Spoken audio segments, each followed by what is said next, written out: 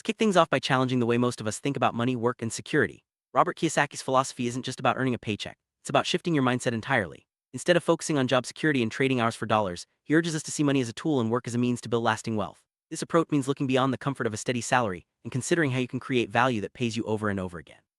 As we dive in, keep in mind, the goal isn't just to work harder but to work smarter and build assets that generate income, even when you're not actively working.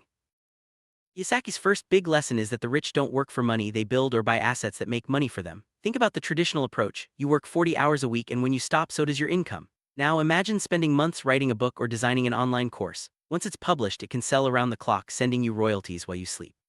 This is the asset builder's mindset: put in the effort up front and let your creations generate income long after the work is done. It's a powerful shift from chasing paychecks to building streams of cash flow. Kiyosaki breaks down the world of work into four quadrants: employee, self-employed, business owner, and investor. Most people start on the left side, either as employees with steady paychecks or as self-employed specialists who own their jobs. True financial freedom, though, comes from moving to the right side, owning businesses that run without you or investing money to make more money. For example, a freelance videographer is self-employed, but the founder of a large agency is a business owner. A venture capitalist puts money into startups and earns dividends. The key is to transition from trading time for money to leveraging systems and investments. True wealth isn't about pinching pennies or skipping your morning coffee. It's about understanding how the economic system works and making it work for you. People with low financial IQ work hard, save cash, and try to live below their means, but inflation eats away at their savings. Those with high financial IQ know how to use the tax code, debt, and asset protection to their advantage. For instance, a business owner might buy a company car and write it off as a business expense, reducing their taxable income. The lesson: learn the rules of money and you'll play the game far better.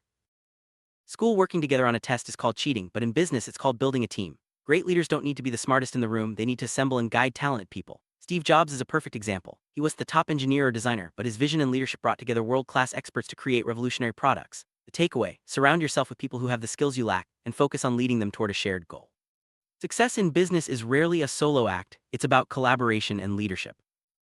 Most financial advice tells you to avoid debt at all costs, but Kiyosaki sees things differently. He distinguishes between bad debt, which drains your cash, and good debt, which puts money in your pocket. For example, maxing out a credit card for a luxury watch is bad debt, you pay it back from your own pocket. But taking a loan to buy an apartment building where tenants' rent covers the mortgage and leaves you with profit is good debt. The bank's money buys the asset, but you own it and enjoy the cash flow. Learning to use debt wisely can be a game changer. Kiyosaki often says, selling equals income.